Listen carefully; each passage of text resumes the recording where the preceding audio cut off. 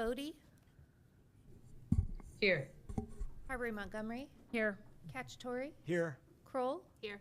Rosendahl. Here. Thank you. Please stand as you're able for the Pledge of Allegiance. Pledge allegiance to the flag of the United States of America and to the republic for which it stands, one nation, under God, indivisible, with liberty and justice for all.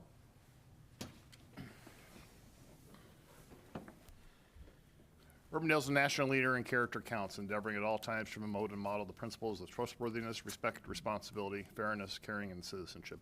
In conducting tonight's meeting, we expect that all participants will act in a respectful manner consistent with these principles.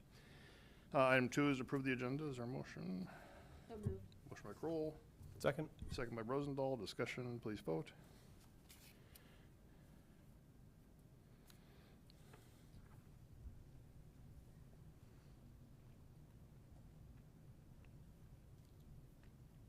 That passes.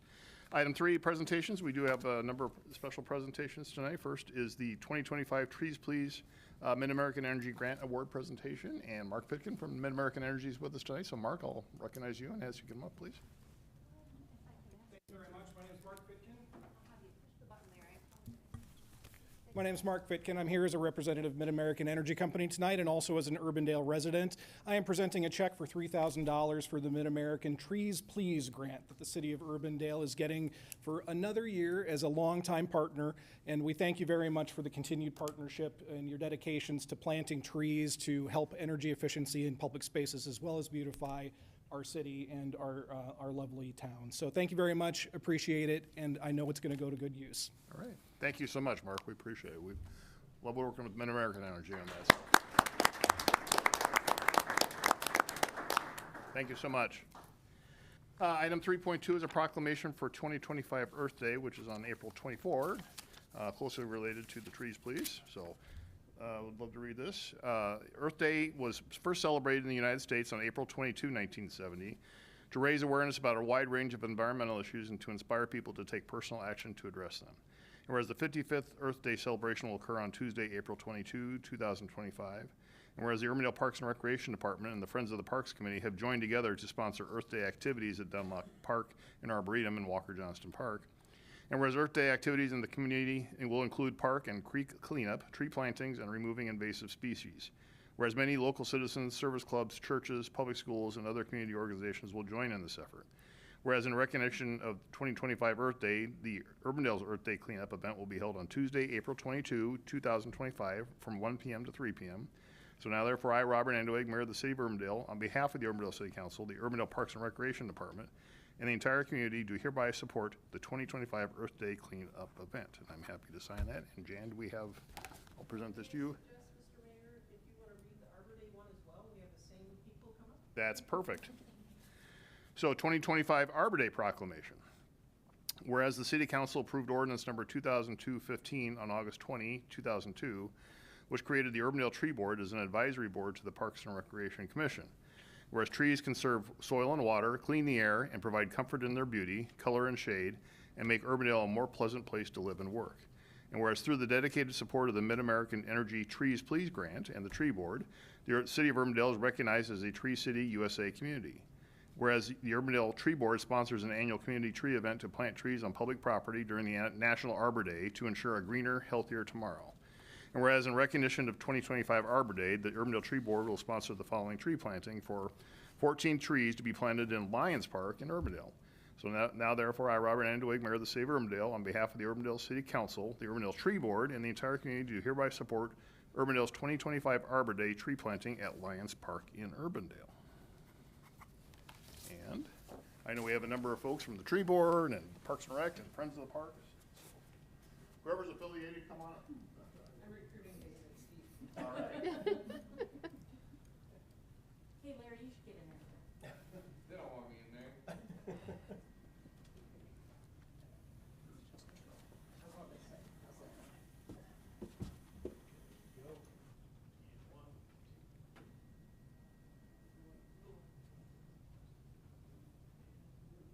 Would you want Mark? You should get in this one too.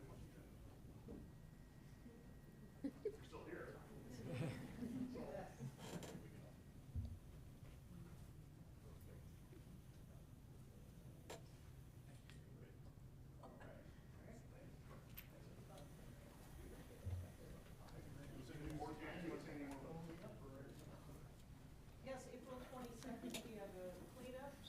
sign up online or just show up during that day. Also excited to share that this year, with the support of the city council, we have a tree giveaway. That's gonna be this Thursday and Saturday. Most of the trees have already been sold out pretty much immediately, but we'll be having that again next year. So at a low cost of $25 per tree, residents can get a low-cost tree to plant in their own yards. So we appreciate the ongoing support of American and other grants that we've received and for the city council as well. All right, thank you, Jan. And our last proclamation is for National Public Safety Telecommunicators Week. Whereas emergencies can occur at any time that require police, fire, or emergency medical services for the cities of Clive, Norwalk, Urbandale, Waukee, West Des Moines, and Windsor Heights. And whereas when an emergency occurs, the prompt response of police officers, firefighters, and paramedics is critical to the protection of life and preservation of property. Whereas the safety of our police officers, firefighters, and paramedics is dependent upon the quality and accuracy of information obtained from the residents and visitors who telephone the Westcom Emergency Communications Center. And whereas public safety telecommunicators are the first critical contact our residents and visitors have in their time of need to start the emergency support services cycle. Whereas public safety telecommunicators are the vital link for our police officers, firefighters, and paramedics by monitoring their activities by radio, automated vehicle location, and providing them information and ensuring their safety. Whereas the public safety telecommunicators of Westcom have contributed substantially to the apprehension of criminals, suppression of fires, and treatment of patients. And whereas each public safety telecommunicator has exhibited compassion, understanding, and professionalism during the performance of their profession. Therefore, be it resolved that the City Council of Urbandale here declares the week of April 13 through 19, 2025 to be National Public Safety Telecommunicators Week in Urbandale in honor of all public safety professionals whose diligence and expertise keep our city, residents, and visitors safe. And I will just add a comment that this is a very special proclamation given the fact that we just lost Chief Mentola recently, tragically passed away way too soon. He was just here about a month ago to present for Westcom. So we do have Assistant Chief Abin Gampola here, and I want Abin to come up and accept this award. So.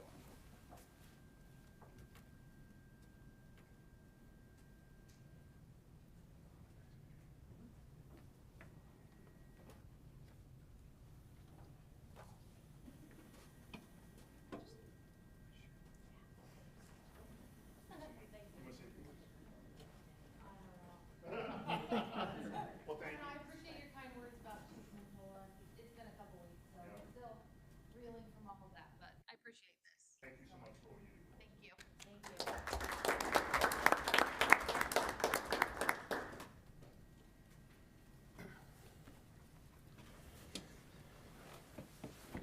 All right, we'll move on to Citizens Forum. This is your opportunity to address the council on something that's not a part of tonight's regular agenda. And I see somebody coming up, Ray. If you could just please give your name and address for the record.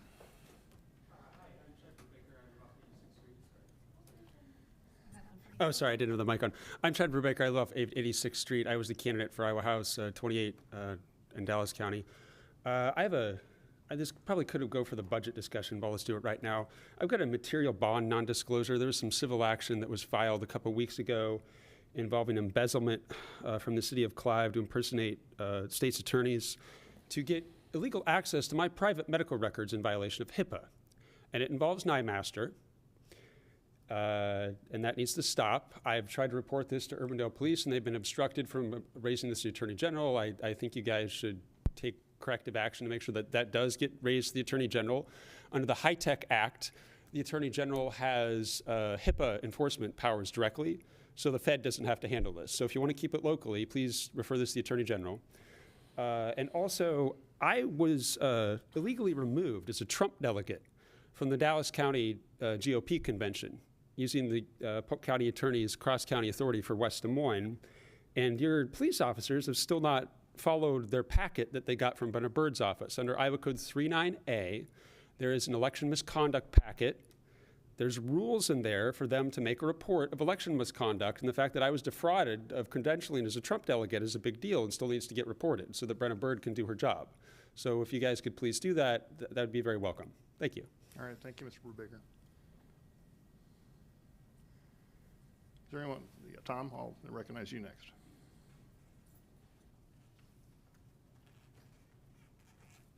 Yeah, thank you, Mr. Mayor. City Council, Friends of Urbandale, Representative McBurney, good to see you. Thank you very much. I'm Tom Small. My wife Linda and I live at 4733 76th Street here in Urbandale. So we want to follow up on, thank you, Mr. Mayor, for the Earth Day proclamation. There's a PSA that I'd like to lift up. The Urbandale Library has a whole bunch of initiatives for sustainability here in Urbandale, and I really appreciate that. One of them that I want to lift up here is in Thursday, May 8th, at the Urbandale Library Park, we'll have a sustainability fair. So the idea is we want to encourage people there to certainly pick up plastic. Plastic is everywhere, and that's one of the initiatives. So thank you again, Mr. Mayor, for the Earth Day proclamation. Thank you, Tom. Appreciate it. All right, I know Representative Larry McBurney would like to be at the floor, so Representative, the floor is yours. Thank you, Mr. Mayor, members of the City Council. I just wanted to come give you guys an update from the House and how things are going.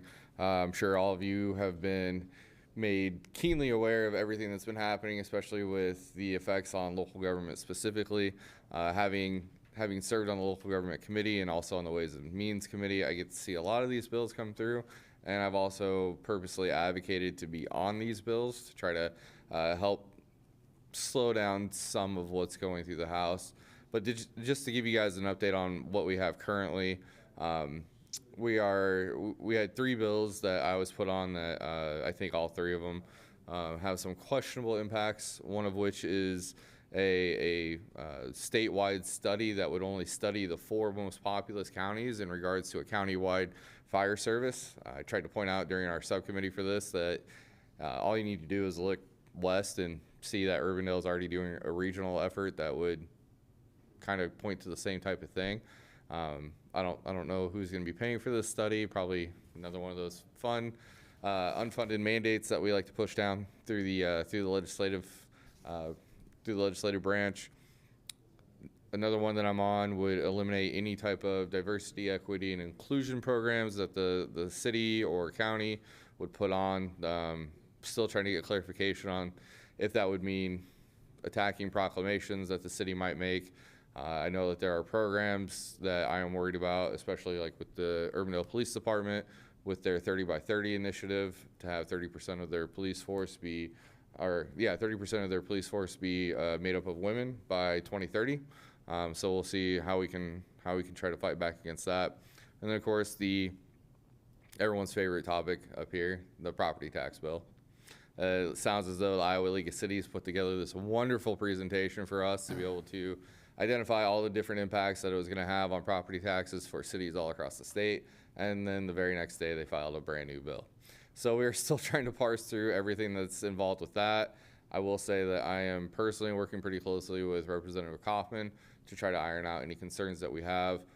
So far it's going well, but that can take a turn at any point in time, so we'll see how it works out. But just kind of give you guys an idea of what I am working on that affects you specifically at the Capitol.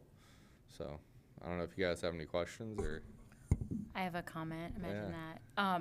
I just talked to the DART CEO this afternoon, and I had sent you the list of concerns the DART had related to the original bill. The second bill didn't address any of those, so DART is still in a very precarious situation with what is being proposed.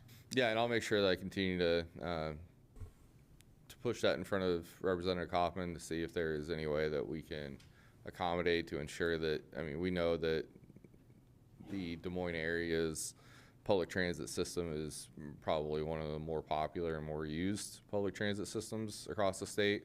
So just ensuring that we're not hamstringing them any more than we already have. Medicaid work requirements might, lead to increased usage of or necessity of using DART. So it's crazy how all these things tie back together, right? Yeah. Thank you. Yeah.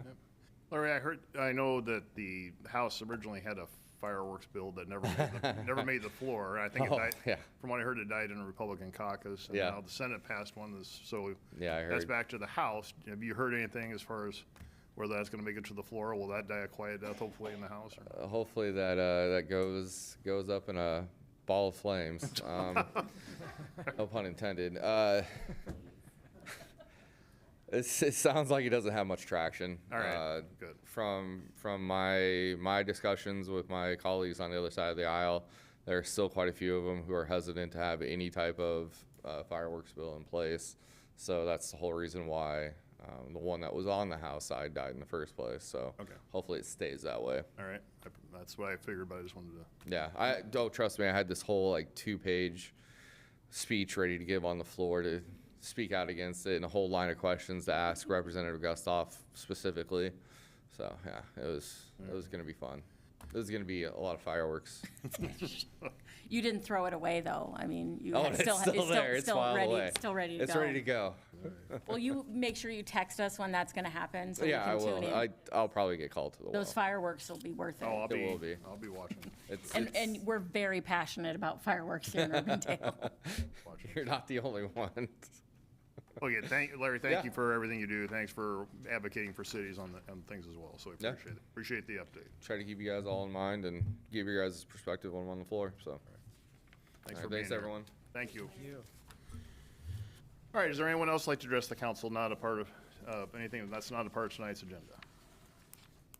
All right, we will move on then. Item 5 with the adoption of minutes. We have 3 meeting minutes we need to approve. First is item 5.1 for the proposed tax levy special meeting from April 1. So moved. Motion by Kroll, Second. second by Cacciatore. Discussion, please vote.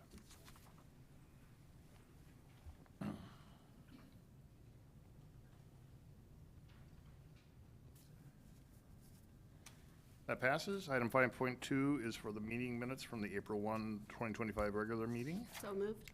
By Kroll. Second. Second by Cacciatore. Discussion, please vote.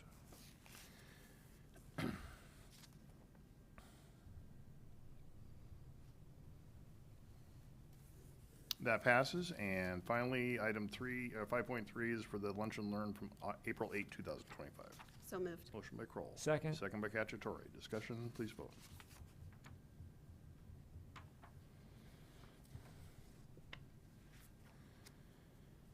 That passes. Item 6 is the consent agenda. We have 11 items for approval.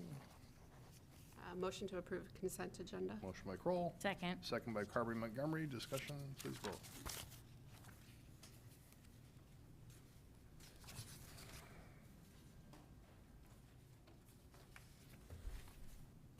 That passes. Item 7, public hearings, first is, we have one public hearing tonight. That's item 7.1 is a public hearing to consider the operating budget for fiscal year 25-26. The public notice for this was published in the April 4, 2025 Des Moines Register, and as there are any objections to that, notice is published. There were none. That's for a motion to open the public hearing. So moved. Motion by Rosendahl, Second. second by Carberry Montgomery. Discussion, please vote.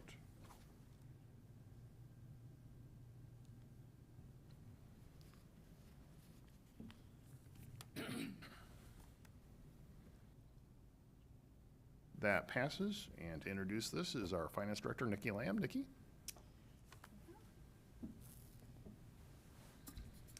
Awesome. All right, Mayor and members of the council, the long-awaited budget is before you tonight for public hearing. We have been through this in a lot of detail, but I still want to try to provide just a high-level overview of what we went through, because that was all the way back in February. So just to kind of touch on a few things that were keys in this year's budget, the operating budget itself actually had a decrease of about 2.5%. Total, I won't read all of these verbatim because you can obviously read for yourselves, but the items to point out on the daily per capita, that actually went down a little bit. Last year, your fancy cup of coffee at $4.68 now is $4.56 to pay for all of operations of the core of what Urbandale does. So that's always a good report. Lost revenues continue to be strong. We have about an 8.5% increase. That does include the interest that we earn on those funds too, so that is a piece of it, but still almost 6% of that is true lost revenue coming in.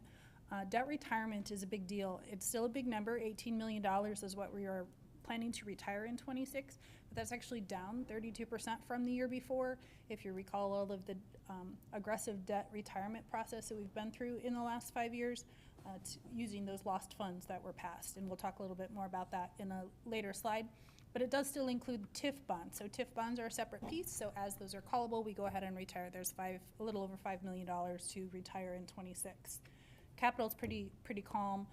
The water utility is also included in our total certified budget, so those numbers are on here even though those are not items that you actively monitor or control, but it is in that total number. So the $183 million that you see at the bottom, that includes absolutely everything that goes in the document that is posted to the state website.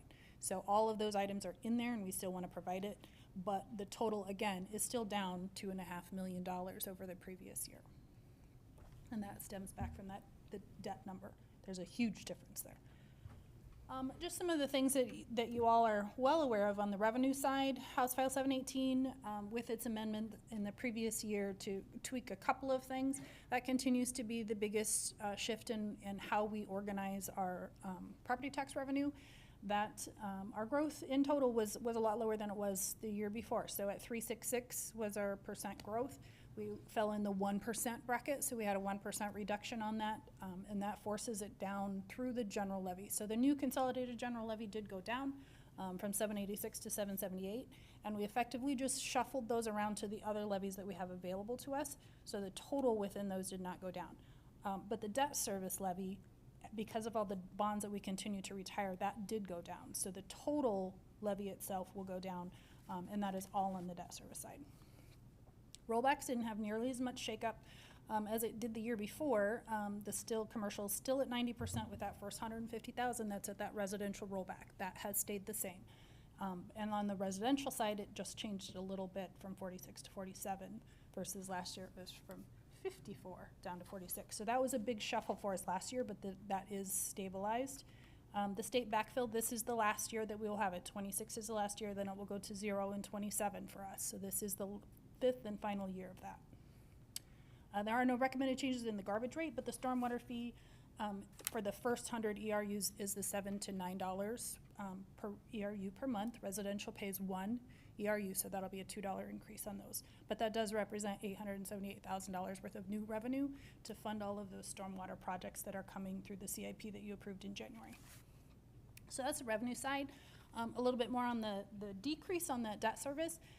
So LOST has been a great tool for that, and council was very proactive when we passed those local option sales tax in both Polk and Dallas County to actively use it 100% for debt retirement so that we could have property tax immediate relief on that side. So we've dropped the debt service levy all the way down now to $1.44, which is as low as it's ever been, and that represents all of the bonds. There was 15 bonds outstanding for the entire city when we passed the local option sales tax.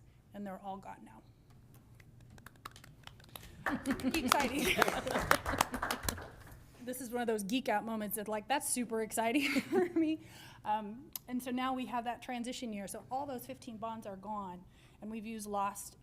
The TIF ones are played with TIF, but 13 of those 15 are gone because of local option sales tax. It's $28.5 million. So that is a huge accomplishment. And so what that starts to see now we get to go, that next step is the transition to start cash flowing capital improvements. So it lowers the amount of debt that we will have to issue in the future and continue to use those dollars widely. So now LOST will 100% now still providing property tax relief because I won't issue debt service as high. So it'll continue to creep down. So that's really exciting. Across the other levies, though, those didn't change, as I already mentioned that. 47% of that, the operations is people. We're a people business, so that's most of our budget. There are 4 new positions being added, and that all the union contracts are also in there, and so that's a built-in 4%. So that's why those operational costs are so important. Half of our staff are covered by those union contracts. This is just a kind of a recap. I talked about the shuffle just to kind of show you where it's at. So we're going from 1008 to 1003.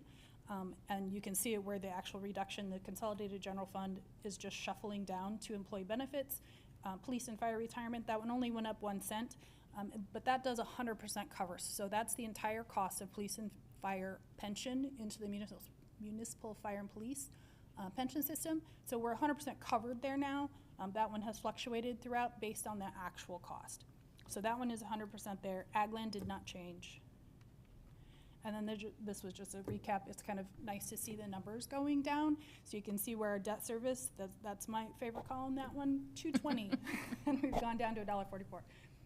It's just really cool that we've accomplished that.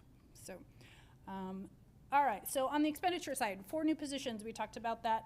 2, there's a new SRO that'll be in the middle school. And then the CIT is the crisis intervention team. That is the mental health professional that kind of all changed with the Health and Human Services issues going on from the state level. So we have chosen to bring that in-house so that service will continue, or that team will continue. 1 in the fire department, and then 1 in the fleet operations. That one isn't until a January hire, so that one's only half a year. We covered most of these other items, and then the debt service, I mentioned the one that's being paid off is TIF. So that is still in there, but $5 million compared to almost $14 million last year. That's the big swing you'll see there. This is just our pretty, for picture-oriented people, where the pie goes. This is all the revenue coming in.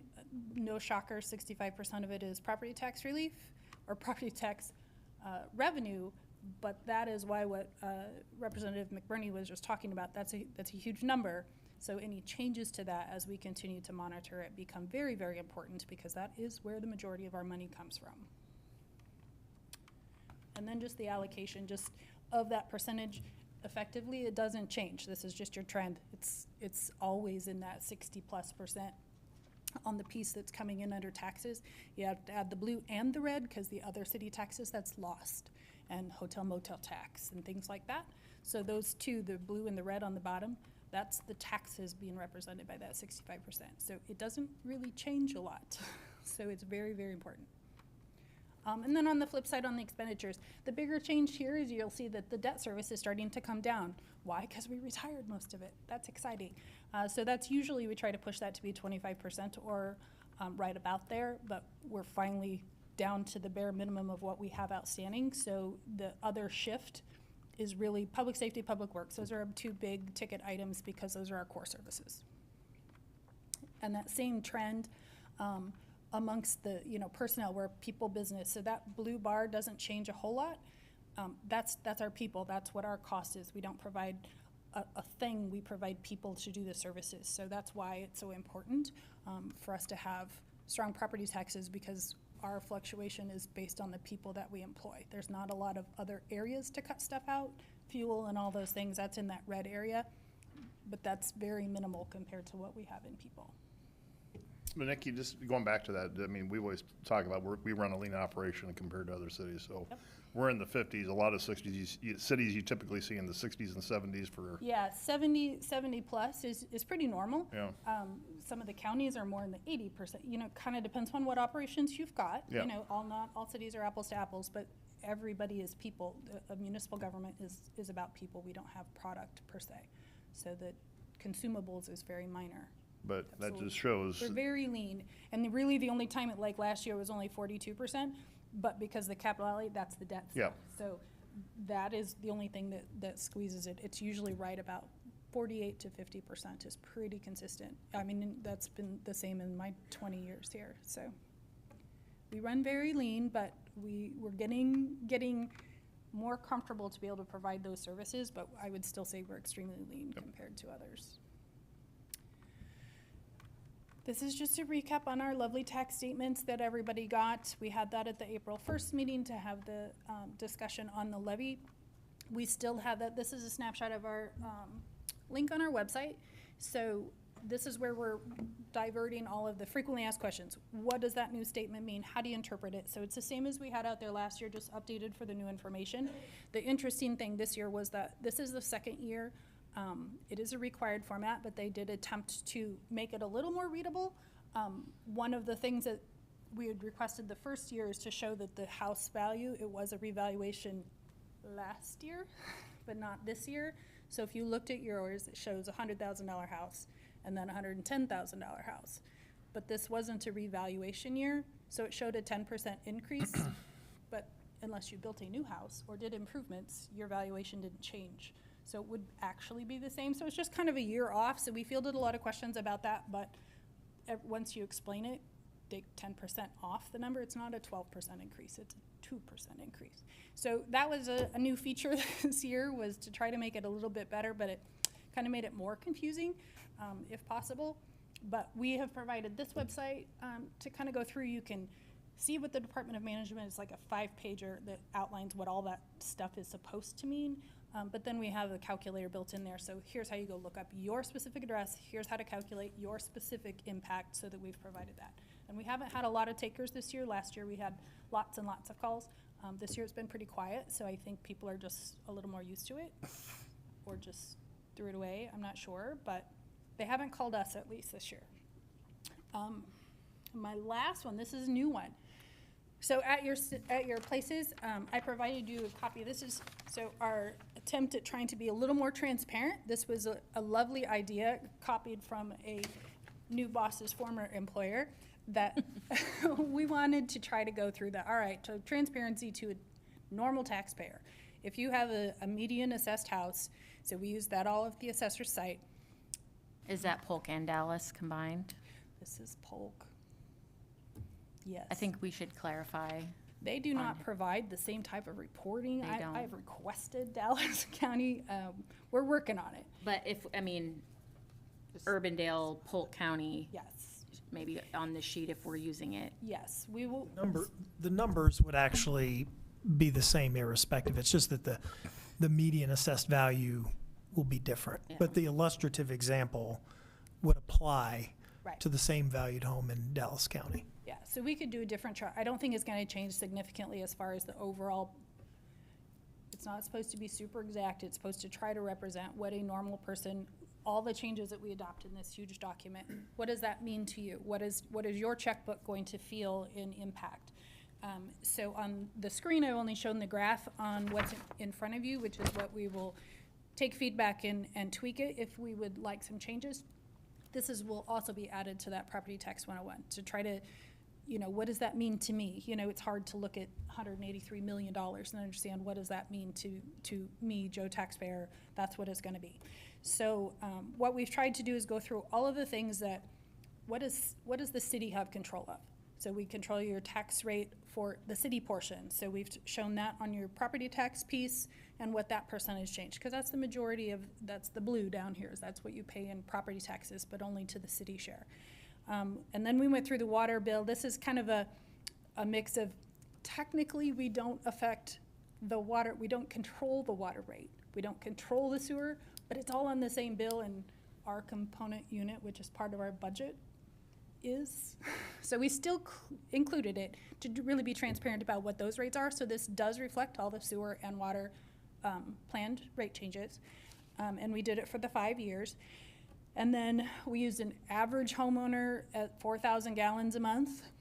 Yay or nay, it depends on how many kids you got, I suppose, of how much laundry you do. Is that realistic? It sure wouldn't be in my house, but I have an abnormal amount of laundry, I feel. So this is what an average would be. But the same thing then on stormwater, we know that is 1 per ERU for residential. And this is only residential. We plan to do the same thing on the commercial side. We're just kind of trying to feel it out and see if you like this, if we want to make tweaks to it. And then the same estimate on the sewer, because mostly sewer matches your water usage. The other piece that's on there, so that's your water bill. So that's the middle section. The blue items, those are things we controlled as the city. But the other thing we wanted to show as well is the local option sales tax. So your utility bill for Mid-American, your gas and electric, we don't control that piece, but the piece we do have on there is local option sales tax. And that 1% is something that we're specifically adding to the bill, so we wanted to include that. And then I have a subtotal for the city controlled items so that you can kind of see the average, the net change, 3.1% of the total that's at the very bottom in the grand total there of a 3.4%. So there's not a huge amount of change, but we were trying to graphically show what an average taxpayer impact this document does. I'm happy to answer questions about that. I know that David or I would be happy to field. I just point out that, we do, the history on this is the feedback that you do sometimes get as elected officials and as management about the cost of government. And so if you look at the total of city council, the city controlled items, in the 5-year running history, the year-over-year increases are 1.6, 2.1, 2.8, 0.7, and 3.1%. And so when you think about the cost of doing business, any business, what you pay today for a Coke, what you pay today for a Chick-fil-A, for example, that I would have some experience with. And you think about that you are controlling costs very aggressively as a city council. And that's the value that I've seen this information provide historically, is that our costs are increasing, but when you think about it in terms of how much our costs are increasing and how we're affecting the constituents, I think people are often surprised by how well city councils across the state of Iowa control their costs. The only thing, I appreciate that, I do like this. The only thing I'd like to see, and I realize, and I just take this with a grain of salt, because I realize we have 6 school districts and 2 counties, so there'd be a lot of permutations, but to see maybe a couple, at least a few representations of adding all the other taxing jurisdictions onto this, to see, what a total tax bill On the property tax side? to see graphically, I'd like to see that. We could do that in arrears, once all Once of the they're rates are certified, yeah. we We could do usually get it that. the first week of July is when all of them are officially posted to the Department of Management, then we can capture all of those. Because we were trying to think of like even a pie, before this piece came out, some kind of do you know your tax bill is, we're so little, we're such a wedge of it, just to see your property Right. tax piece. I don't know if we can have much change, there wouldn't be much change on the other pieces of that, but the property tax piece, I don't disagree with that. Because again, when I go speak at Citizens Forum, or whatever, at the talk with officials or whatever, and I say, your city portion is only 25 to 30% of your total tax bill, and people don't Yeah. realize that. So, I don't think a lot of, with all due respect, Larry, I don't think a lot of state legislators realize that either, so. I concur. Well, we get blamed with the school rate changes or any other taxing. They call us anyway, because it's always usually our fault. So we can put it on there because we're fielding those two of yes, but we don't actually set those rates. Absolutely, your total consolidated rate has changed. And usually once you explain that, especially on those tax statements, it does actually show that on the back, how that breaks down. Right. And they just aren't aware of that part. You used to get that online in Polk County, but they don't have that. I have not been able to find that in Polk County for a long time. It's if you do the what if, it's in that. Is it in that? There's a link in there that'll go through and show you what the pieces are. Yeah, it's different. They took away the normal spot, and Dallas doesn't have it at all. So it's, there's a huge difference in the reporting capabilities of one county versus the other, so it does make it a little harder. Well, That's are all you, I have. are you done? Yes. I was just gonna say, when I joined this council in 2020 as a little baby council person, and now I'm the elder up here, besides Bob, obviously, of the council, I was very suspect of this plan of yours. Bear And, with me, I promise. Promise we'll and get we there. are definitely, seeing the fruits of that crazy plan that you had. Only I would give Travis Squires with Piper Sandler a lot of modeling But, hours to figure out how does that work. I think it's, I'm very proud of the work we've done, and I know it's all of, you guys and the staff that are doing it. I just, take the votes, and I'm super glad that Representative McBurney is here tonight to hear how awesome we are in controlling our own costs. And just thank you so much for doing all of this, because it's way above my Thanks for ahead. trusting in us to get it done and using those lost dollars. That's gives us a lot of flexibility, and we'll continue to see that now that the next phase enters. So it's good. All right, we are in public hearing on this. Would anyone like to address the council on this? All right, seeing none, is there a motion to close the public hearing? So moved. Motion by Carby and Montgomery. Second. Second by Rosendahl. Discussion, please vote.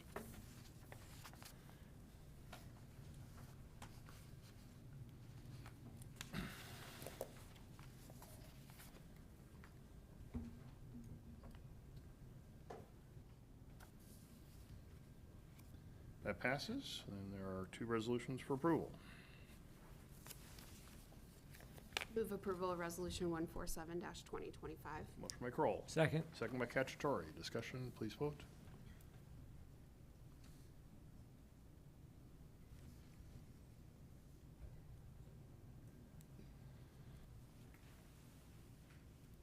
That passes. Move approval of resolution 082-2025. Motion by Kroll. Second. Second by Cacciatore. Discussion, please vote.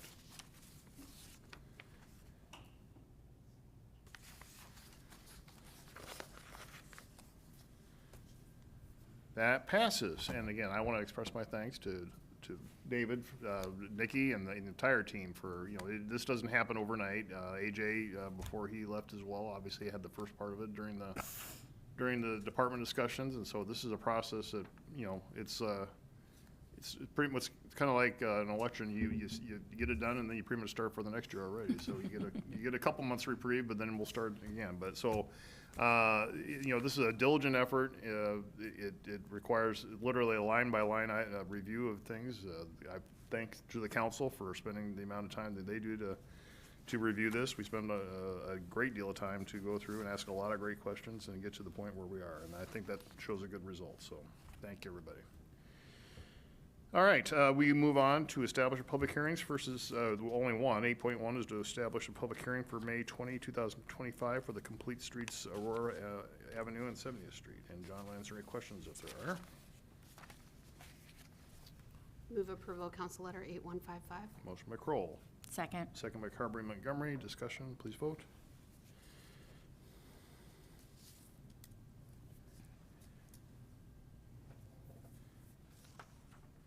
That passes.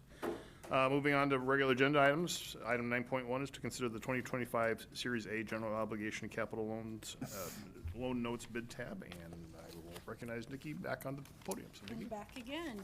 So I won't talk a lot this time. I am just here to introduce Travis Squires. He is our lead on getting our bond sold, which happened this morning at 11 o'clock. You know that we were watching the kind of volatility going on in the last week or so. And so he's been steering us around the issues and making sure that we had a successful bond sale. So without further ado, you may go through this. Has there been volatility in the market? I didn't. Maybe a little bit. I thought about putting some market update slides in, but they would be stale by the time we get to the end of the presentation. Again, thanks council, mayor, AJ and Nikki for the intro. I'll be pretty quick today, but that's relative term.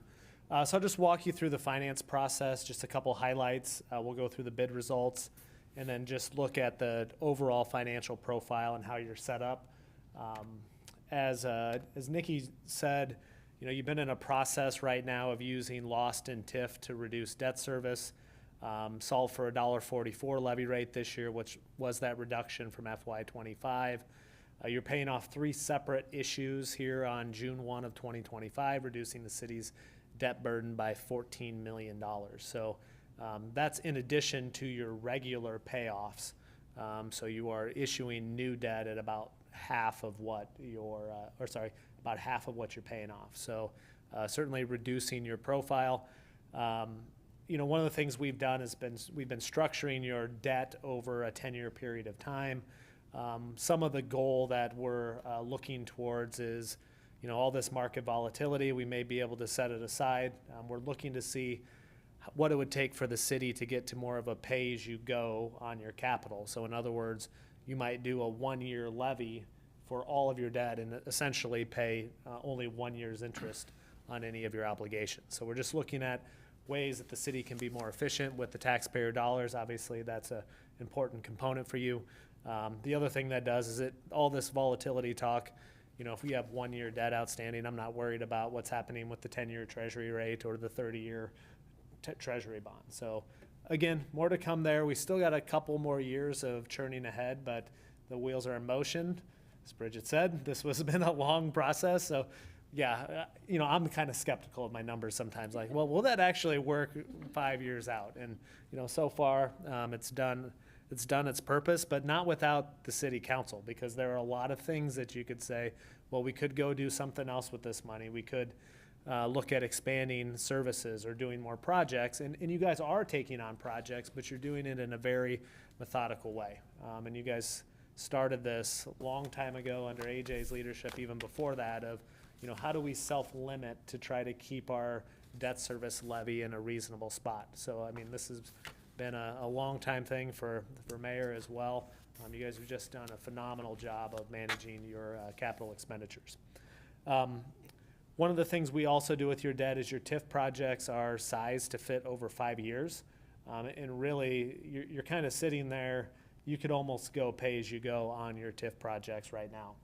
There's very little reason for you to issue long-term debt. So as we get into next year's budget cycle, that might be part of it. If you have a $2 million TIF project, we may set up a debt service with a $2 million payment in year one in order to get that debt paid off and reduce interest expense. Because right now you have to wait till the 5-year payoff to make those payments, since those bonds aren't callable till year 5. A couple things to report on the bond rating. You did have your bond rating affirmed at AA1, but they did outline some steps that, what I'll say, the things that keep you from the highest credit rating level. We did push on them pretty hard. Some of the things they want you to do to get there would be increase fund balance. So the amount of reserves that you're just keeping in the bank, city taxpayer dollars for a rainy day, AAA rated cities, they would like to see that higher. You are right on the cusp of a few other metrics. From a purely is it worth it standpoint, to take your fund balance up versus keeping a more reasonable level, in our opinion, I'm not sure it's worth the bang for the buck. Given the way that you've changed your debt structure, you don't solve your city budget and your city policies solely around accommodating a rating category. You have constituents to serve. The rating agency isn't your constituent, although having a good bond rating does certainly help you with accessing lower cost of capital. So certainly we want to make certain you're in a good position if you do ever have to go out for long-term debt. But your AA1 rating served you really well today as we move through the rest of the presentation. Go As ahead. a ballpark, Travis, I know you can't just give a number, but what range would our fund balance need to be in? They use a little bit different category. So they would say 65% available fund balance, but they would measure you in 24 at 60.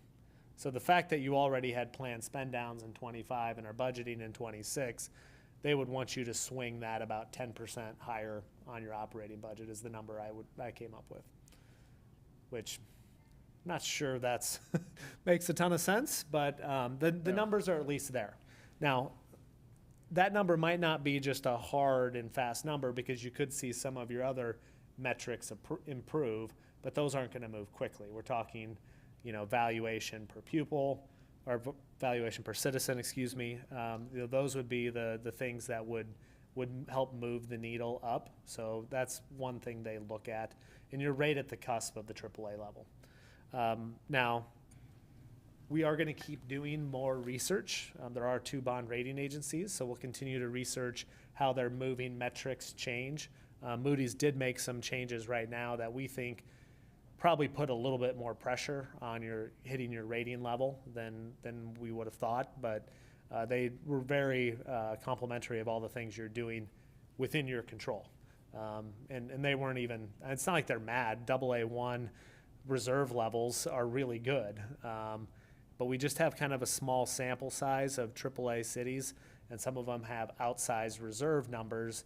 And I challenged them on that. Well, yeah, when you got a city a third of the size of Urbandale, it's easy to have a slightly higher fund balance number. At some point, you got to take into account something different than ratio in the raw numbers. What emergencies are going to come up that you're really going to have to draw, and how are you not healthy enough to be AAA? Because national medians look different than state medians on the fund balance levels. Our debt, especially now, given what we just talked about, our debt has got to be so much lower percentage-wise compared to a lot of other cities. 100%. Yeah, that's the thing moving in your favor. They operate on audited financials is the one thing to remember. So your debt metrics are going to have a big pickup as we get into next year's numbers. So even though you adopted the resolutions, they're still slaves to the forms of audits. So good question, though. So what would if we got that AAA, what would it, like, would we get a better rate? I Potentially. mean, how much would it save or? Depends on the day, you know, it's a number like 0.05% maybe. And when you start looking at that on the type of debt structure you had, this is gonna sound a little silly, but you know, we're talking $25,000, $30,000 of interest cost savings on the type of debt you're structuring, since most of your debt is paid off in 5 years. So that's why I argue that I'm not sure it's worth pursuing that hard to just move a fund balance metric. And are there or what communities in Iowa are AAA? I mean, because if Clive does it, we got to do it, but. Yeah. Well, some of And them maybe have, Ankeny, I don't know. yes, some of them have different rating agencies. Okay. So that's the next thing to explore. I'm not saying you abandon Moody's. They've treated you well, and your bonds trade really well with the Moody's rating. But we have started doing some, we have an internal model that we're looking at, you know, where you sit. And so some of this is watching as a few of the other entities do issue debt this spring. If there's any movement in their ratios and their scorecards, we'll be analyzing those to see how you stack up. So at this point, we said, you know, it's probably too late in the process to go with dual rating because you would pay an extra $30,000 to have a dual rating. But we could go into next series with a rating from a different rating agency, but I'm not sure that's my recommendation. Sometimes the switching back and forth from your buyer base can have more of an impact, even if you are a rating category higher. That's not to say they trade any different in the markets. So historically, your spreads have been on par with other AAA entities in the state of Iowa. You didn't name any names, though. I'll get you a list of those. So a little bit about the sale process.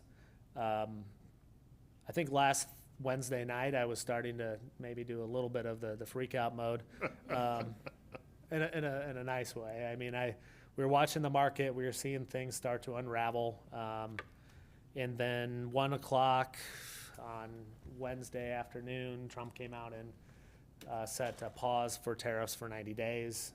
Stock market immediately reacted, which if you're doing the intraday monitoring of your 401k, that was definitely an interesting exercise. We did not see the same type of movement in the bond market. The best term would be it's a little bit disjointed right now. So as we came into this week, we were looking at a couple things yesterday. Was there some treasury market stability? So looking at the 10-year treasury, was it wild swings in and out? We didn't see that. Last night we looked at the number of bidders signed up and we're like, well, there's more than 3, so this is a good sign. You know, we'll probably see some bidder activity, and then we had a couple sales in other states go relatively well, knowing that the market benchmarks probably aren't perfect, and there's a chance that well, we know like 6 weeks ago the rate might have been lower, and it's possible 6 weeks from now rates might be lower. But we do know that your rates are quite a bit lower than they were last week. You did get 7 bids today, which was a shock in some ways, just because last week we had competitive sales that saw 1 bid and 3 bids. Wow. Those were larger school revenue deals. But then we also saw underwriters' discounts on those bids be north of 2%, 2.25%. By comparison, your underwriter's discount bid is 0.17%. So about 10% of what those bids were. So those were a couple of things we were watching today, and then just your spreads relative to where you've been historically.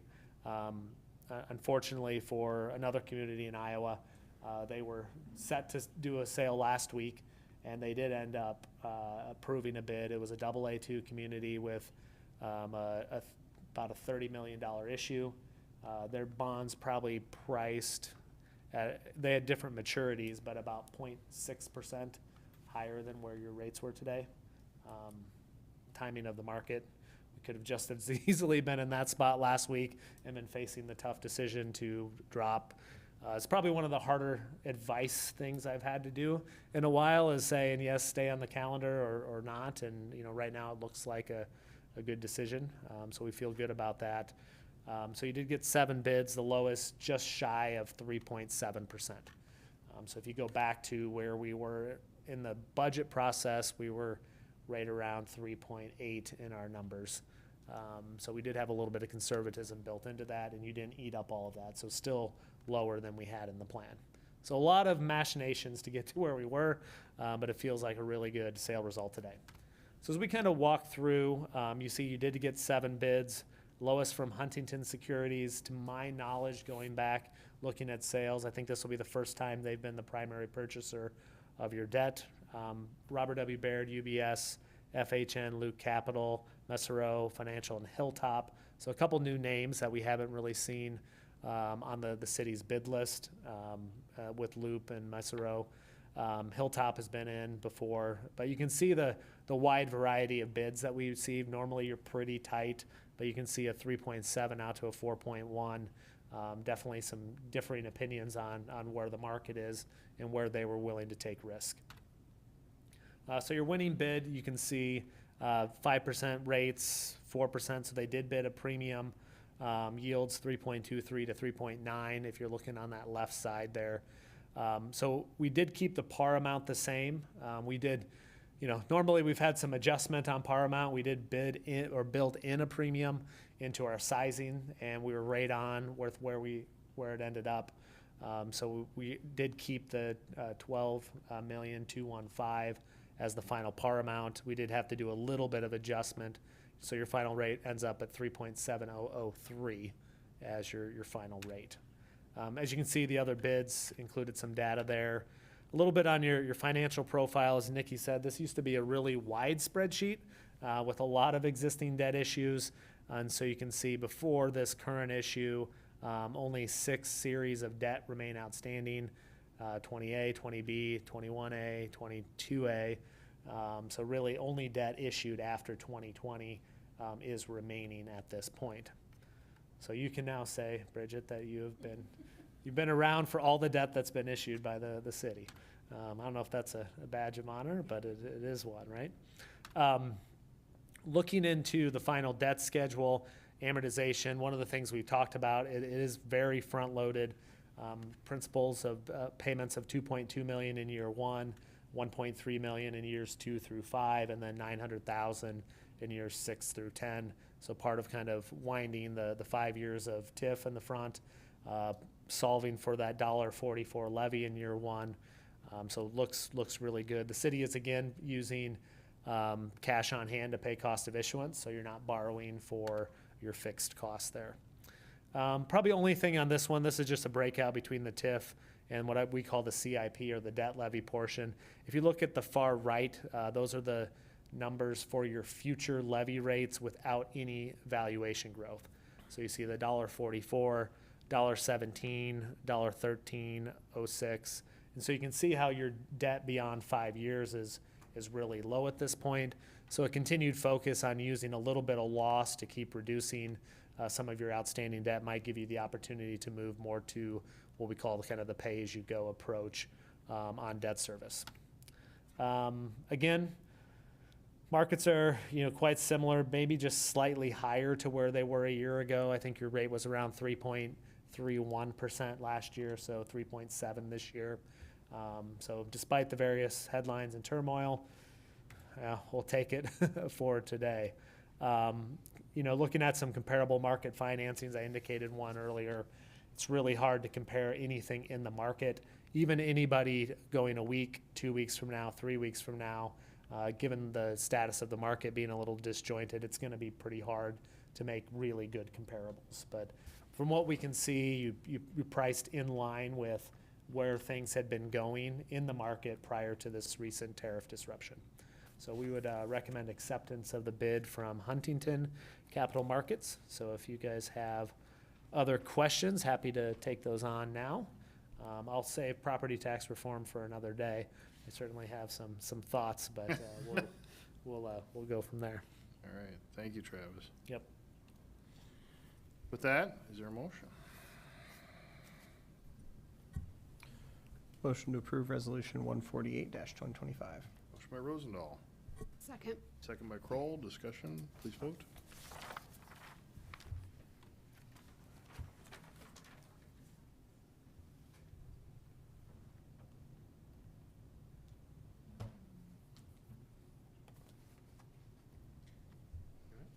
Give me just a moment, I apologize. It's going so well.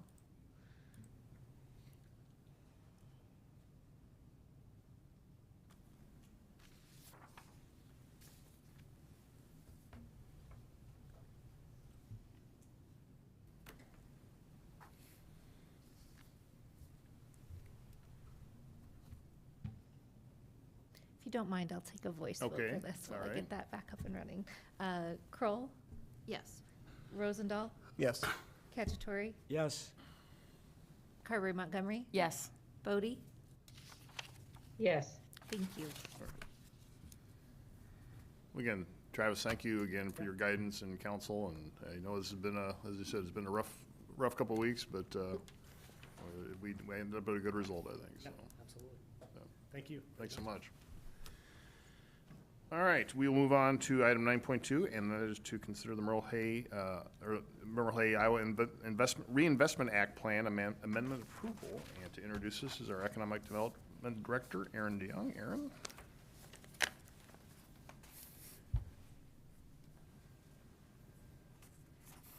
Here we go. Great, thank you, Mayor. City Council, Aaron DeYoung with the Economic Development Department. Here to present you and for your review and hopefully approval of a amendment request to go to the state's Economic Development Board regarding the Merle Hay Mall Iowa Reinvestment Act award that we got back in 2022. Just a little bit of background slide, and then you got the picture of the mall here on the eastern side of the community. Douglas and Merle Hay there is on the lower right of it. So we did go through the process in getting our applications approved and had the final one approved in April of 2022. Part of that, because this district is in communities of Des Moines and Urbandale, we had to set up a 28E entity. We were the special ones in this round to do that. And then through the process, we were awarded a $26.5 million future sales tax and lodging tax rebates from the state. So it's not upfront money, it's not a grant, it is earning future sales tax and lodging tax from growth within the boundaries of the district, which is in front of you. So always need to be clear on how that works, because sometimes it can be perceived as a grant, which it is not. So with this amendment request today, we are still working with the state, and what's on the books is the original project, which was the 4 sheets of hockey or of ice for hockey uses, and that is now not the case with the transitions with the Bucks not moving forward with this project. We are working with Merle Hay Mall to make changes to it into more of a multi-use sports facility, and so that's what this request is to do, as well as requesting changes to the conditions that are placed on those projects that was put on from the very beginning. So we're going to walk through that in this presentation. And also note the 28E entity, which has representatives from Urbandale, Des Moines, and one from Polk County. They do the official thing, but when the City Council has reviewed this last week and approved it, and so we want to make sure that you have it too, because that's one of the requirements in the 28E agreement. And then also want to walk through some of the next steps should the IEDA board approve the changes in moving forward and doing our due diligence as we look at the city's participation. So to the adjustment of the scope of the projects. Merle Hay Arena and Volleyball facility. So the original was the 4 sheets of ice encompassing the former Yonkers and former Kohl's. That is now the plan is to have the arena still within the Yonkers property, former Yonkers, and then north of that being a volleyball facility for training and competition. Then secondly, the former Kohl's location is now Dink's Pickleball, and that project has been successful and has been open for a couple of years now. We need to adjust our application and our plan to reflect that. But there are many unchanged projects with this as well. The still core of the intent of the district is to bring back a revitalized Merle Hay Mall. So a campus hotel is still envisioned for it.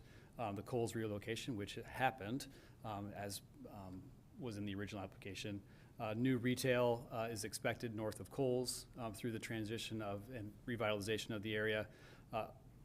including what's already been the IH Mississippi Valley Credit Union project that happened on Merle Hay Road. That was completed. And then the bulk of it being improvements to the mall, inside and outside, with retailer investments and core area improvements and those types of things. So those are the changes to kind of the scope of what the plan is requesting, and then now to kind of what's technically called the condition subsequence, or the follow-on obligations to have in this plan. The first was to have document financing for, this is what we are requesting, to have the financing in order for the arena and the volleyball. We would like to have that provided, be able to finalize that and provide it to the IADA board by the end of the year. Second which is the second condition, is the hotel developer have that identified by the end of 26, and then the financing for that by the end of 27. And then we had a third condition, or we have a third condition within our IRA plan related to Merle Hay Tower, which is in the center of the mall complex, that had some obligations required to have a developer on board by the end of 2026. You know, with several years of experience on this project, and Merle Hay Tower, it's going to be a difficult lift to be able to see that revitalized. It can certainly be done, but having it as an obligation, we would like to see if the state is willing for that to forgo that obligation. It's certainly within their purview to keep it on there, but this is the request, because we've had a lot of folks look at this building or look at the tower, but nothing has really grabbed hold, and so the request there is to have that not be a condition any longer. So some key points to it, because as Urbandale is kind of the lead on the financing side of this IRA plan, there are two main flavors that are still in there as was anticipated on the original, and as well as in this amendment, which would be a future municipal bond to provide the upfront construction funding for the arena. This is, you know, as I mentioned, it's future sales tax and lodging tax. That's in the future. We had to build an arena today. And so bringing that forward through a bonding instrument through future sales tax as the revenue component to that in paying off. So we have a range in the application for $16 to $20 million potential bond value with that based on the performance of the sales tax, or future performance of sales tax and lodging tax. The second component is the TIF assistance. We do set up a new urban renewal district for this project, and you know, looking at the future property tax revenues potential for the arena and the other improvements in Urbandale. Certainly that would be a part of this, and then certainly the valuations of that, or the future rebate potential, would be really based on the valuations and the TIF tax rates, which are not known for the future. I mean, we know what they are today, but we don't know what they're going to be in the future. So that will have a big effect on what the rebates could be. Third thing in my presentation is the Urbandale due diligence. So this is a request to go to the state board to see if this scope of work and these conditions and their timeframes are acceptable to them to keep moving forward. That does not mean that everything is done and ready to go. We still need to do lots of due diligence to understand this project, particularly from a financing standpoint and from a risk standpoint on this. So staff, we've worked on outlining several of these steps, and this is just a summary of those. First is to get that IRA amendment approval so that we know that we still have an allocation from the state, because we are asking for changes in scope. And they may be acceptable to that, or they may want to change the award or the scope with that. The redevelopment plan for Merle Hay Mall, we want to see and understand from mall ownership the plan to get from what it is today to what this scope of work is completed tomorrow. Certainly understanding the equity and loan commitments from the private funding sources that the mall ownership is going to be utilizing through this process. Certainly we want to understand the new retailer component to this, and seeing who is committing to come to the area or to the Merle Hay campus with these new athletic uses starting construction or moving towards that. Certainly we want to commission a study to understand that future sales performance, because that'll be a big determinant on how we do our municipal bonding with this project. Also, because the benefits of this project don't fall directly in Urbandale, we have had discussions with our colleagues in Des Moines and Polk County for some shortfall assistance should bonding or the future revenue not come in as expected, to be able to assist with that. We've had those conversations and still more conversations to be had. And then certainly I put it in other due diligence because I'm sure that there will be things that pop up that we'll want to evaluate or get more information on. And then lastly, certainly we need to have a development agreement with Merle Hay Mall related to the improvements. Certainly the TIF would be a part of that, but then the obligations related to the bonding and those types of things would fall into that agreement. So I talked really fast.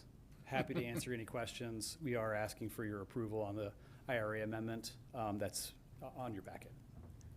Aaron, what is the timing for this to go back to IEDA? Good question. The 28E entity is scheduled to meet on Thursday morning because we'll have both approvals, and then we'll submit that formally to the state. At Friday's IEDA board meeting, the plan is to have a confirmation that the plan or the request was received, and then it'll be either in the May or June meeting for the full board to look at this and make a determination. That's the current plan, but once we submit it formally, it'll be in the state's hands to figure out what that meeting's gonna be. But that's what we're expecting, is May, maybe June. So with the IEDA, if that amendment is approved, the conversation around the municipal bond would be to pull all those dollars forward, is what I'm hearing, so that it can be used, not trickled throughout a period of time, but right up front, so that can be built. Yeah, that is the request, is to take those potential future revenues and then bring them forward for construction, because that's the pinch point financially, is being able to get it built. And so then that is a separate conversation entirely, like that we would have discussions on what does that look like? You are how not much they deciding need. whether to do Right. that today. This Okay. is the game plan. There is still evaluation to be had. Gotcha. That's why the due diligence is going to be incredibly important throughout Yeah. this. And then removing the towers from the like kind of targets of what we need to see. The intention to still pursue that type of thing, just not make it absolutely required. Yes. Okay. Yes, certainly the building being 6 stories and having, really good square footage, it can certainly be that, but as it was placed as an obligation to be able to complete, to be able to get the future rebates. Yeah. Because of the uncertainty related to its performance and getting construction, we're requesting that we be off the hook related to having to get that done. Yeah. I think, speaking personally about like that type of project, I think if the other items come through, that project is I can only imagine would be easy to get somebody on the hook for that. Yeah, it'd be in a much better location. Right. Absolutely. So, Yep. okay. And there has been talk of housing there, so in my Excellent. circles, it's definitely been a parcel that's been mentioned. Excellent. So there's a professional volleyball league that's interested in utilizing the facilities. Is that what I read correctly? There is a volleyball user that would still like to be not named, that is wanting to be on the facility and do a big swing for volleyball in the metro. Well, I know that's a hot sport as well as hockey. And is that like, because we talked about it being a training facility, is that also where they would theoretically host tournaments and everything like that? Yes. Yeah, it would be, training during the week for the local, and then, be able to do tournaments on the weekends. And then having the arena right next door for if there is a ticketed event from the volleyball side, it would be right there. If I recall, Drake Hockey. Yes, one of the Demon users Hawk also Soccer. is Drake Hockey, as well as the Iowa Demon Hawks, as kind of lead users of the arena Okay. for the ticketing side of the complex. Gotcha. Is it the 28E joint board that requested the amendment? No, it was really staff-led, because we couldn't achieve the original plan. So we need to go back to the state to say, hey, we're not doing the original plan, we're now doing this modified plan. Do you approve or not? So yes, the 28E needs to be the submitter because that's the entity that has the award. But from a staff perspective, like, we need to make sure that the plan that we're gonna do is approved by the state that's committing the future revenues. Does the mall share financials with us? They have not. However, that is part of our due diligence, is to understand that redevelopment plan and then the financing and the financial wherewithal to be able to achieve that. Yep.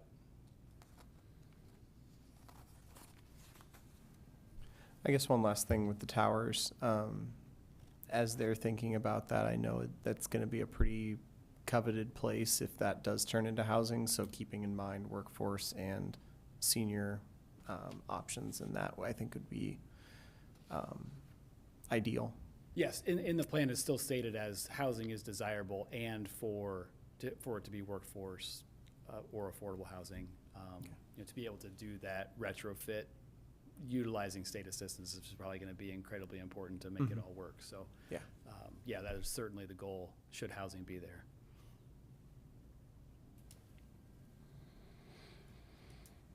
All right. Any further discussion? Well, this is much more exciting than it was when I talked to David earlier. I'll move approval of Council Letter 8150. Motion by Kroll, second by Carberry Montgomery. Discussion, please vote. We back to voting, or you roll call?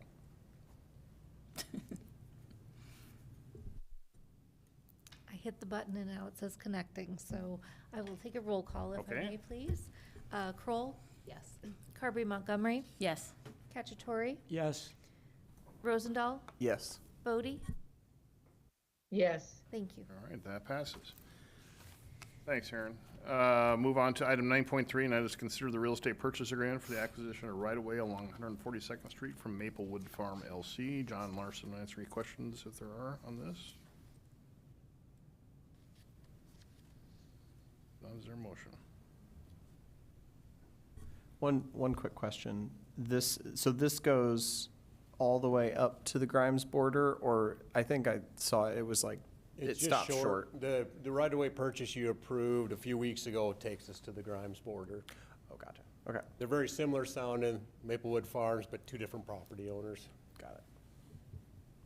Motion to approve resolution 146-2025. Motion by Rosendahl, Second. second by Cacciatore. Discussion, please vote. Or roll call, or vote. Yep. Hopefully it's showing for a vote now.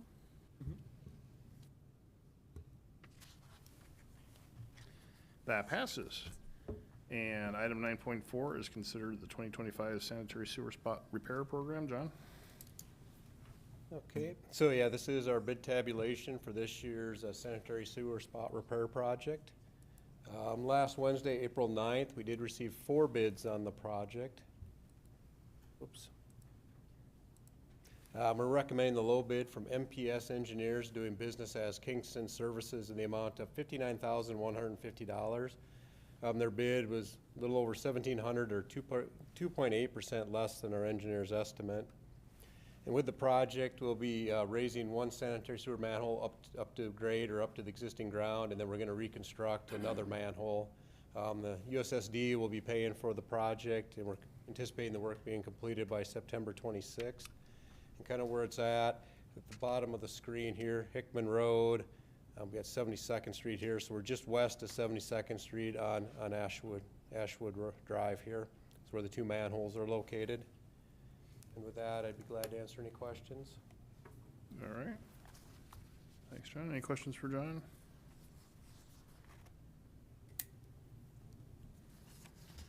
If not, is there a motion? I'll move approval of Council Letter 8156. Okay, motion by Carberry Montgomery. Second. Second by Rosendahl. Discussion, please vote.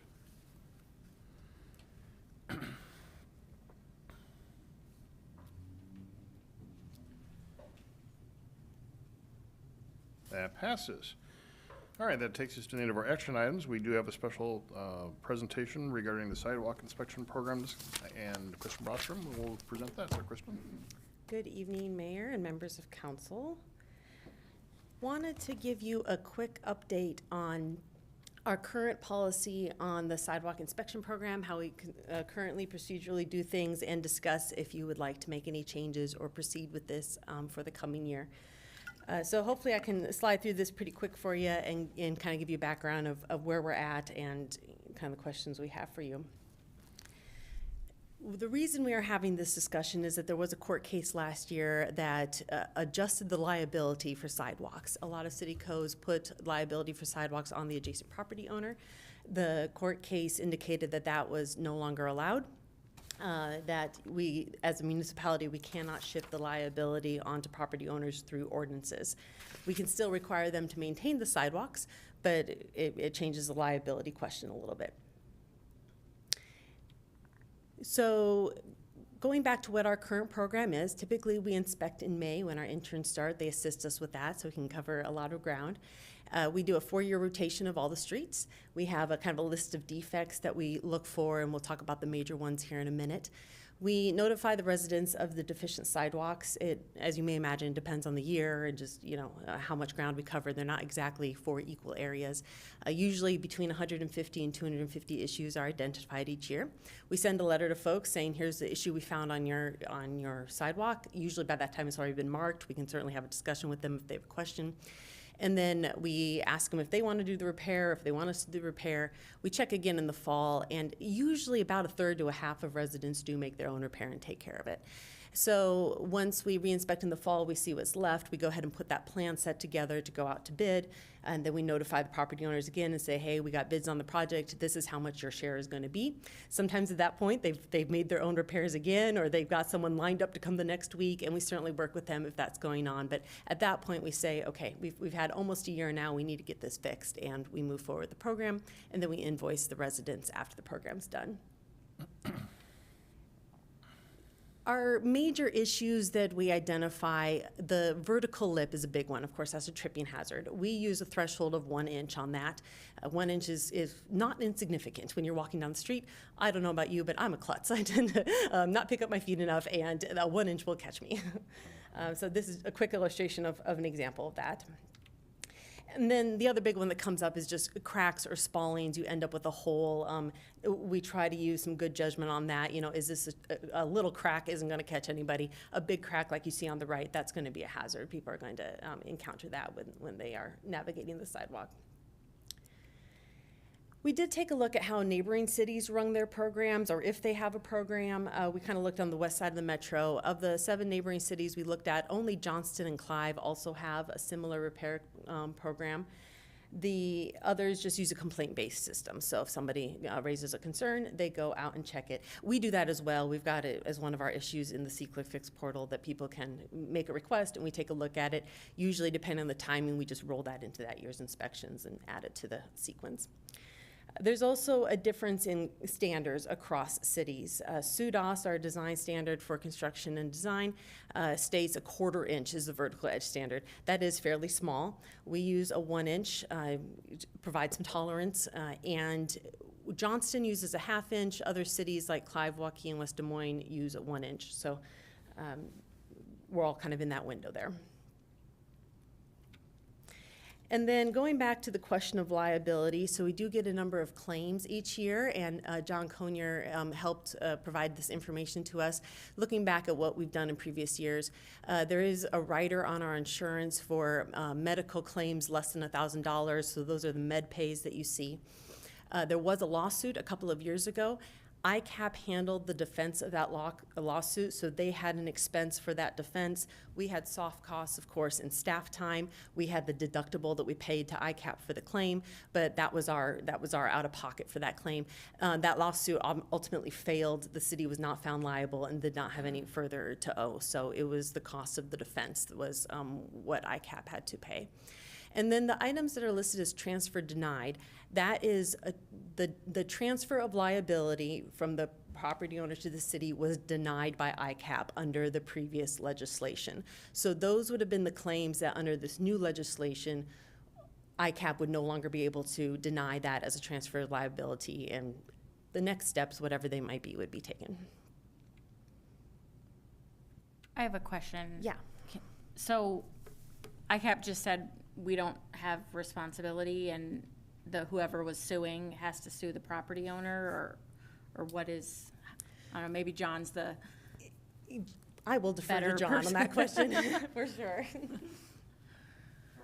Councilmember Montgomery, you are correct, yeah. Those that say transfer denied, they get a letter stating that based on Iowa code, we are not responsible based on our municipal code that redirects the liability from the city to the property owner. So the person that sued the city gets a letter back from ICAP. Stating that we are not liable based on municipal code and Iowa code, and you would need to contact that property owner directly and file your claim with them. So it But could now that is changing, right? The law. The Iowa Supreme Court has now changed that. No one has litigated it beyond the point of them saying you cannot do it anymore. So I don't know. ICAP could still technically deny potentially, and we would have to work that through and see whether or not it's a defense or it's a partial defense or whether we owe 50-50, but it's something that has changed based on legal standing. But Bridget, what will happen is the plaintiff will sue everyone. Will sue the city and the homeowner, and then let them kind of decide who's responsible. I see all the lawyers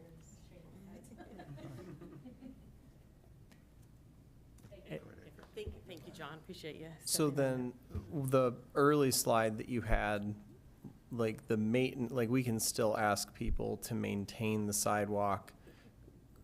The Correct. idea here is that we wouldn't be able to transfer the liability. That's the big change Right. here. Correct. So my understanding is there's nothing wrong with our program per se. We are still within our allowable rights to do that program, to let people know, hey, you've got a maintenance issue here. This needs to be resolved. From what I understand from John Conier's discussions, that our 4-year rotation is a respectable system for doing it. We're not ignoring the problem, but we're not, causing undue burden on anybody. From our brief discussions with other cities, I'm not aware of the ones that aren't having a program instituting one as a result of this change, but of course that would be up to them if they want to do that. So, so that is our question for you this evening is kind of given the program we have, do we continue with that program? I think the biggest question is, do we reduce our tolerance for these issues by either tightening up our measurement or doing more frequent inspection, that sort of thing? Or do we proceed with where we're at? Staff's current recommendation is to keep the program as currently implemented. Every year, we also kind of do our own internal evaluation. Is this still working? This is a constantly evolving program just as far as our own internal workflow. What's the best way to track these things? What's the best way to ensure we're having good communication with the property owners? And our staff, the inspector, Jordan Babler is our engineer in charge of it right now. Caleb Streepy-Wheeler is our GIS coordinator in charge of it. They've been working really hard to make sure we've got a program that flows well. So we'll certainly continue to do that going forward, also making sure that this still works for us. There was some legislation in the House this year to correct that deficiency in code to be able to return that liability back to the property owner. It did not make it through the funnel this year.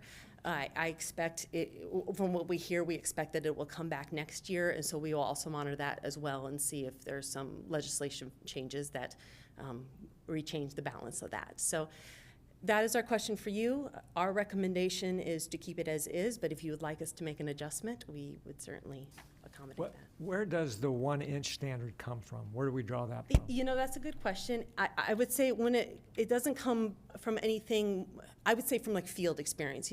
You say a 1/2 inch and it's like, well, where do you measure it on it? And, did you measure it right? Was the ruler at an angle? That sort of thing.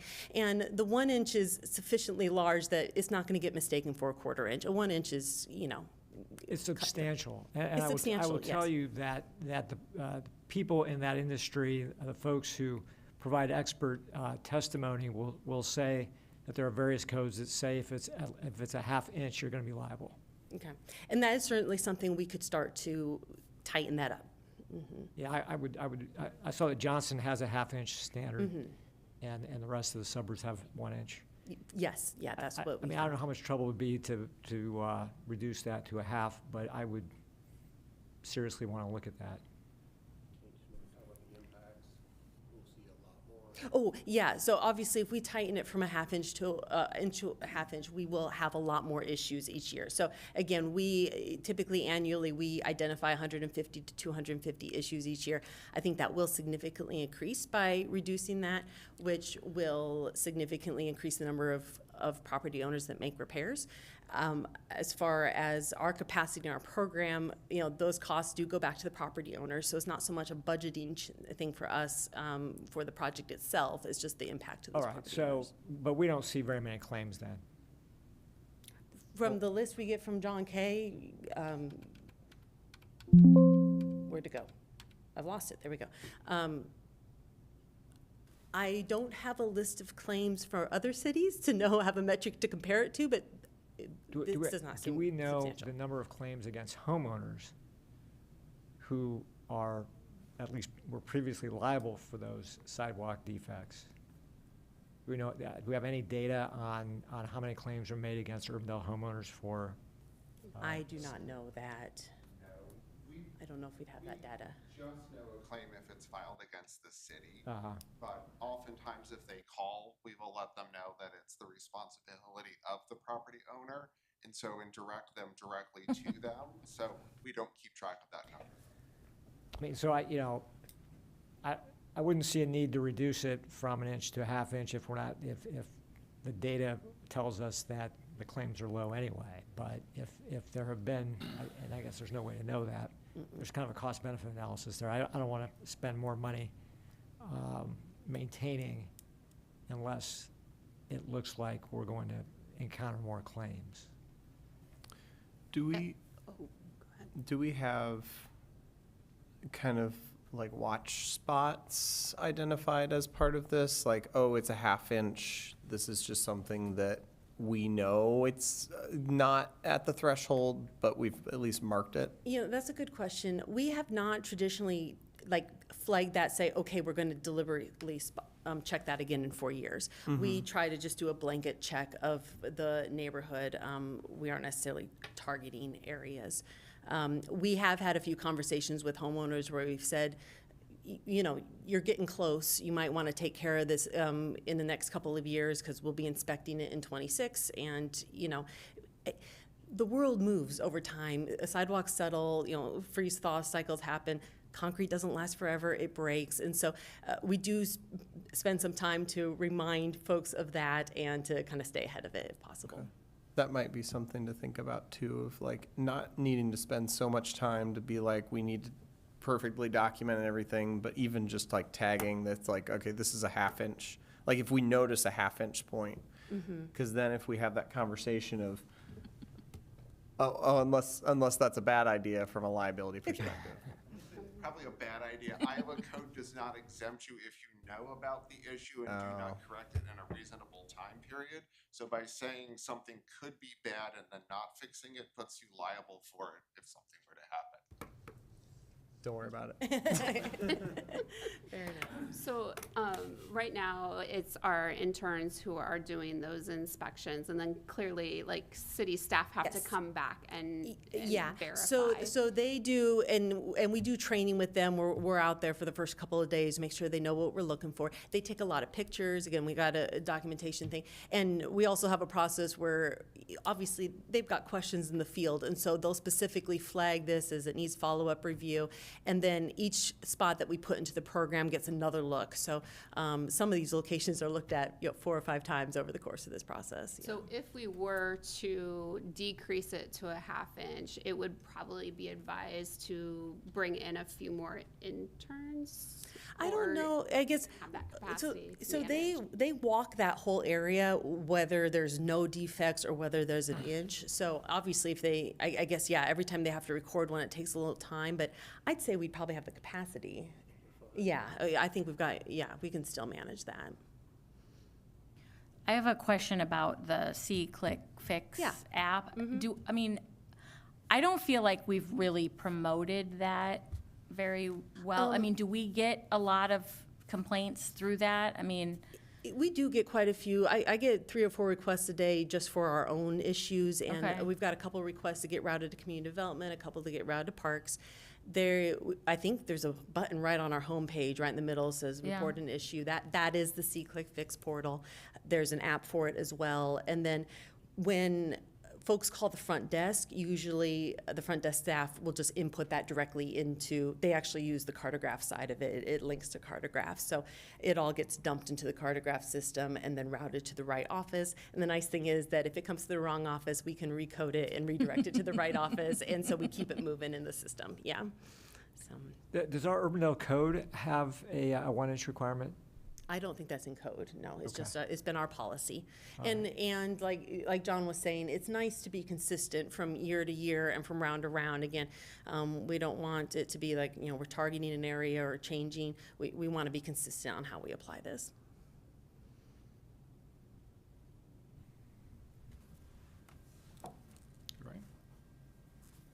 Oops, oh, I overshot it. So would you like us to proceed with the program as currently implemented or make some modifications?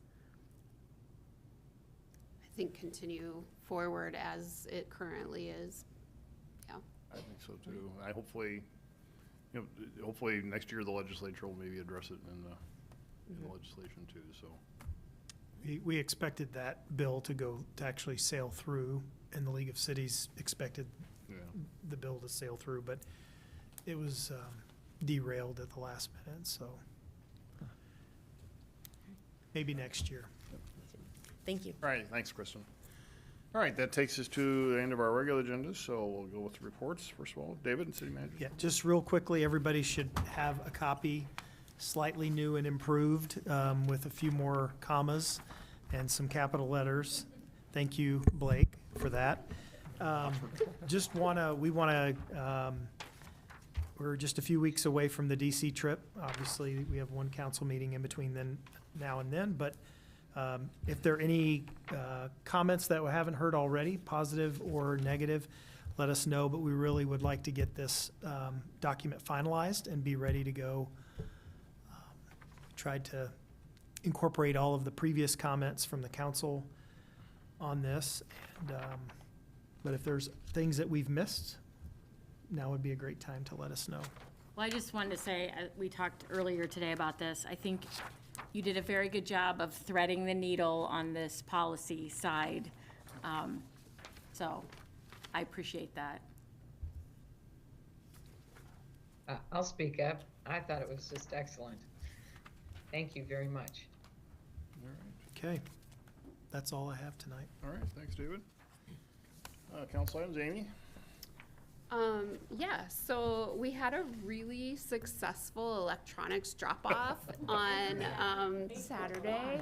Wow, yeah. And bicycle drop-off hopefully was also successful, but can we start planning for a smoother transportation flow and perhaps 2 locations or 2 weekends or just some ideas? We recognize, we've got a debrief that's planned where we're going to bring our staff in first, because we do have people who have experience and expertise in these types of things, and so we want to do that, number one. Number two, we're going to have conversations with the vendor and see, talk about numbers and talk about, opportunities to improve the customer experience. We know that the delays getting in were significant. We just need to do some diagnosis on it and see, everybody's welcome, everybody's invited, and so that's an issue. And the other is, the queue. How do we queue people up? It's on our list to debrief and have a better model before the next one. I mean, on the bright side, it was very popular, and as much as the transportation didn't flow, people were still positive about it. So, it's an issue, and we'll address it, and next year will be great. Yep, absolutely. Yeah. This year was also great, yeah, We do it twice a year. yeah. Oh, we do still, okay, Yeah, we just did one, last fall again, so, yeah. great, because I have a monitor still in the back of my car. It's gonna ride in there for 6 months now? Yeah, you never know. Nothing else. Joe? Yeah, I had the same comment. I rode my bike over, and, the traffic flow issue obviously is an issue, but I also am curious about, do we have regular communications? I appreciated Larry showing up, Representative McBurney today. Do we have regular communications with all of the legislators who represent any part of Urbandale? And I'm talking a little bit more about, I think, at least I hear more from Representative McBurney and Senator Blake. I don't hear much from Representative Andrews, Representative Gelbach. I'm not sure who our senator is out in Dallas. Thank you. It'd be nice to hear from them at some point, but really my question is, do we have any kind of regular communication with these folks? I think As a David city. reached out when he first came here. Yeah, so. I've met with all of those representatives and senators during this session. So, yeah, we communicate with some more than others, but the mayor and I met with Senator Whitfer right at the outset of the session, and then we've had multiple conversations with the others. Now, I've had conversations with Representative Andrews. I've not actually, I wouldn't say a meeting with him. I've actually had more of what I call a drive-by, couple of conversations with him. But I've met with Senator Gelbach in my office and have had regular conversations with Representative McBurney. I appreciate that. And certainly at talk with officials, they Yeah. hear issues and they're cognizant of that, so. And then I saw someone had asked a question about revising our code. It sounds like that's on track to be done. It is, and hopefully pending good discussions in the next week or two, we'll be able to give a tighter time frame of when you can expect a lunch and learn on that Awesome. later this year. That's great. It'll take a little bit of time, but No, I'm just glad it's moving. we're in process. That's all. All right, thanks, Joe. Blake? Same on the electronics. I was in the line for over an hour. But, I think the thing that I want us to come from when we talk to them is, we absolutely love what you're doing. Let us help you, rather than like them feeling like we're coming and being like, well, you kind of need to do better here. Like, because I think it's extremely valuable. Like coming over the hill and seeing just the pile of stuff there, like that, what would have a few years ago been going on the curb, I think is incredible. We're not checking IDs from anybody to make sure they're Urbandale residents either, right? So. No, it's all are welcome, and it's, that's one of the discussions we're gonna have is it a venue issue? Meaning we need to find a bigger place. Is it a queuing issue? I think, yes, that's part of it. I know Curtis went out and climbed over a couple of curbs and got in and did a physical assessment and reported back to me. It was great. And so, yeah, definitely the location is, we're going to look at the location. We're going to look at whether we can continue to use that or whether we need a bigger place. No, it's not about reaching out to the vendor and saying, you've created this. It's, we have created this. Yeah. Absolutely. Excellent. That's good. There was something I was going to say and then I forgot about it. I'll think of it later. Just curious I saw that the ADU bill is on its way. Just curious with the things that we had already talked about. I know there was a few things in that bill, like not requiring owner occupancy. So basically you could rent out both units. I know that wasn't something that we were primarily targeting as part of what we wanted to change for ordinance. So just wanted to see kind of what we were targeting versus what is going to be required now, and then where we still were looking to have an impact where we can still do that, and where we still have flexibility on that, I think would be Right. valuable. The short answer is we can make it easier, but we can't make it harder. What might be helpful is when Steve gets back, we can have staff put together a report that, and I think it's on the governor's desk. I don't know if it's been signed. I did participate last week in a 30-minute presentation on it that the league had arranged through AARP. And so, we can provide information on kind of some of like 10 bullet points of what we need to know. Basically, cities can't regulate it more restrictively, but more or less, there are things in the bill that we wouldn't necessarily have recommended at the staff level, but there are also, there are some common sense things that did make it into the bill too. So we can get a written report. If there's anything in particular you're interested in, let me know and we can highlight that. A couple of the things that we weren't thrilled about, mobile homes, even on a permanent foundation, probably not what we would have recommended in the bill, but there's some size limitations, 1,000 square feet or half of the size of the permanent of the other structure. You can have setbacks. If you have covenants, if you had homeowners association requirements, those prevail. The city won't have any role in enforcing that, obviously. That's a civil matter. But I know there probably will be significant number of covenants that will address some of the things that maybe would have been things that we would have at least proposed in a recommended bill. So, but we can put something together for you. Sweet. And then do we have an estimate completion for Douglas east of 86th Street? Approximately.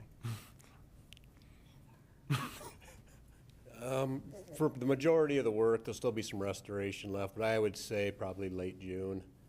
Again, they're working on the contract, should be coming in. They need to do the new curb and gutter around the medians. They'll replace the intersection at 83rd Street, and then as the asphalt plants open up, we got the trail to do on the south side. So the main thing's on Douglas, and then we just closed 82nd Street north of Douglas for that reconstruction. Excellent, thank you. And then, John, I saw that did you have anything that you needed to add to whatever we were talking? I'll provide it to David and an update. Okay, sounds good. That's all I've got. All right, Bridget? Speaking of Douglas and the reconstruction, I had someone refer to it as Urbandale's Fleur Drive, and I took great offense to that. But, we're always aiming to be better, or whatever the Ray Gun shirt says for Fleur Drive. I think that's a good one. But On itself. yeah, always. So speaking of Ray Gun shirt, I actually don't really have anything to say. Imagine that. But I do have my Urbandale Public Library Ray Gun collaboration, a shirt that I ordered a couple of weeks ago, and very excited to have it to support our library. Some of the proceeds go to the Public Library Foundation. So that's it. All right, thanks. Pat? Oh, just real quick reminder that early afternoon of April 26th that I guess it's called Colby Park in Windsor Heights is the Watershed Management Authority for Walnut Creek having a celebration or a festival. I think we're going to be involved probably in our own cleanup that morning related to UCAN, if I'm remembering correctly, but they're also having a cleanup down there, so that's probably worth noting. And I would love to get an update soon if we could on the Natural Resources Management Plan and also that renewable energy plan. And maybe the update is just a reminder of schedule and timing of things, but would like to understand a little better what's happening with that. And Bridget mentioned the library. Because we're missing, due to the DC trip, the Sustainable Urbandale piece that the library's offering, the Sustainability Festival or event, have kind of been tracking some of what our library is doing. It's ridiculously positive. We should all be paying a lot of good attention to them and thank them mightily for the great work they're doing on sustainability efforts. That's all I've got from long distance. Pat, since you guys are all taking one for Urbandale by going to DC, I will, and I'm staying back, I will make every effort to attend the sustainability fair in all of your absences. Can we get flat Thank you. hats? That would be great. Oh, we could That would get, be great. that would be a good idea. And it is Pat Bodie Week in Urbandale since it's her birthday week, so I will declare it Pat Bodie Week in Urbandale. So, happy early birthday, Pat. Thank you very much. I did want to follow up. won't She have- talked about the UCAN cleanup. I had mentioned that at the last council meeting, and nobody really said anything. I know you probably have talked with officials Yes, that morning. yeah. I don't know what other, I mean, Blake's out of town. I mean, if it doesn't work for folks, it doesn't work. Yeah. But just I'll let go me with you, know. Bridget. You're interested?